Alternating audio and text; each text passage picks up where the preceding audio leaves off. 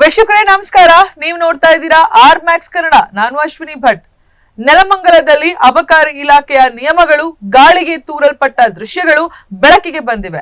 ಬೆಳಗ್ಗೆ 9 ಗಂಟೆಗೆ ತೆರೆಯಬೇಕಾದ ಬಾರ್ಗಳು ಮತ್ತು ಮದ್ಯ ಮಾರಾಟ ಕೇಂದ್ರಗಳು ಬೆಳ್ಳಂಬೆಳಗ್ಗೆ 5-6 ಗಂಟೆಯಿಂದಲೇ ಬಾಗಿಲು ತೆರೆದು ಮದ್ಯ ಮಾರಾಟ ನಡೆಸುತ್ತಿವೆ. ಅದರಲ್ಲೂ ಎಂಆರ್ಪಿ ದರಕ್ಕಿಂತ ಹೆಚ್ಚಿನ ಬೆಲೆಗೆ ಮದ್ಯ ಮಾರಾಟವಾಗ್ತಾ ಇದೆ.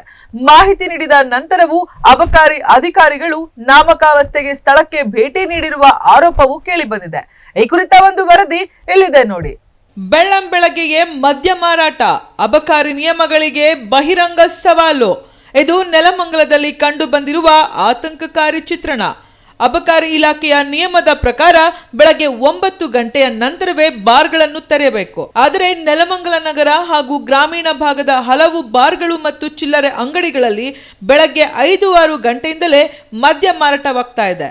ನಗರದ ಬಸವನಹಳ್ಳಿಯ ರಂಗನಾಥ ಬಾರ್, ಸೊಂಡೆಕೊಪ್ಪ ರಸ್ತೆಯ ಪುನೀತ್ ಬಾರ್ ಸೇರಿದಂತೆ ಓಬನಾಯಕನಹಳ್ಳಿ ಗ್ರಾಮದ ಚಿಲ್ಲರೆ ಅಂಗಡಿಯಲ್ಲಿ ಬೆಳಗ್ಗೆಯೇ ಮದ್ಯ ಮಾರಾಟವಾಗ್ತಿರುವ ದೃಶ್ಯಗಳು ಕ್ಯಾಮೆರಾದಲ್ಲಿ ಸೆರೆಯಾಗಿವೆ.